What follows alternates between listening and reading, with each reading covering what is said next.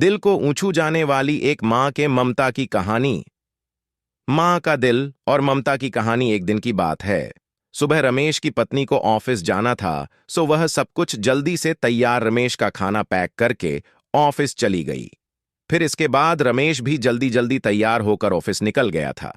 फिर कुछ समय बाद रमेश की मां ने देखा कि उसका बेटा तो खाने का लंच बॉक्स तो घर पर ही भूल गया है। तो मां ने बिना देर करते हुए फटाफट ऑफिस पहुंच गई और पास में एक कुर्सी पर बैठ गई, क्योंकि कंपनी में बाहर के व्यक्तियों को अंदर जाने के लिए मना था।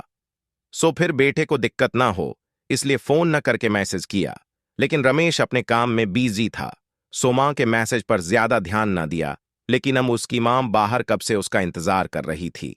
इस तरह कई घंटे बीत गया और इस बीच कई मैसेज भी किया, लेकिन रमेश का कोई उत्तर नहीं आ रहा था। इस तरह रमेश की मां को चिंता होने लगी थी।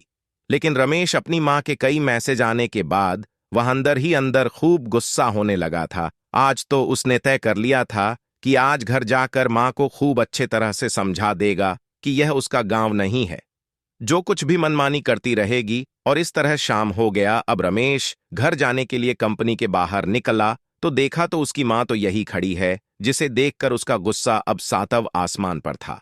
और बिना कुछ पूछे ही अपनी मां को डांट फटकारने लगा कि पहले तब घर में खाली बैठे बैठे मैसेज से परेशान करती रहती है, और अब तो उसके कंपनी में भी आ गई है। आखिर उनका यह गांव नहीं है जो मनमानी करती रहेगी।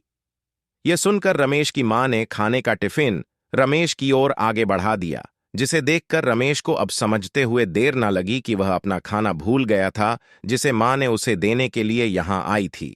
इसके बाद रमेश की मां बोली, बेटा भले ही तुम बड़े हो गए हो, बड़े शहर में रहने लगे हो, भले ही अच्छे बुरे की ज्यादा समझ आ गई हो, लेकिन मेरे लिए आज भी मेरे कलेजे का टुकड़ा ही हो, जिसे मैंने बचपन से लेकर आज तक पालते हुए आ रही हो।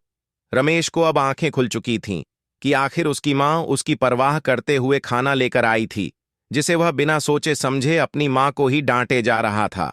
अब वह अपने किए हुए पर बहुत पछतावा हो रहा था, जिसे देखकर मां ने उसे एक बार फिर से अपने गले लगा लिया। और इस तरह रमेश अब आगे से खुद को मां के लिए बदल लिया था। अब उनकी पहले से ज्यादा अच्छे से देखभाल करने लगा था, जिसके बाद मां को अब शहर भी अच्छा लगने लगा था, क्योंकि अब उसका बेटा फिर से उसे मिल गया था। कहानी से शिक्षा। इस कहानी से यही शिक्षा मिलती है कि एक तरफ जहां हम पढ़ लिख कर खुद को ज्यादा ही समझदार समझने लगते थे, जिससे जाने आन जाने में माता पिता के बातों को गलत साबित करने में लग जाते हैं, लेकिन हम सभी यह भूल जाते हैं जिस माँ बाप ने अपने बच्चों को खुशियों के लिए अपनी खुशियों तक का त्याग कर दी हो, वो भलता माँ बाप अपने बच्चों का कैसे बुरा कर सकते हैं। हर माँ बाप की यही इच्छा होती है कि उनके संतान उनकी बुढ़ापे की लाठी बने, लेकिन विकास की अंधी दौड़ में हम सभी अपनी मूल को भूलते जा रहे हैं, जो कि बहुत ही सोचनीय है। अगर हमारे माँ बाप हमें पाल सकते हैं तो हम उन्हें बुढ़ापे में उन्हें क्यों ही पाल सकते हैं। यही तो हर माँ बाप की इच्छा होती है। तो आप सभी अपने माँ बाप के उम्मीदों पर जरूर खरे उतरे। तो आप सबको ये पोस्ट माँ की ममता की कहानी कैसा लगा, कमेंट में जरूर बताएं और इसे शेयर भी जरूर करें।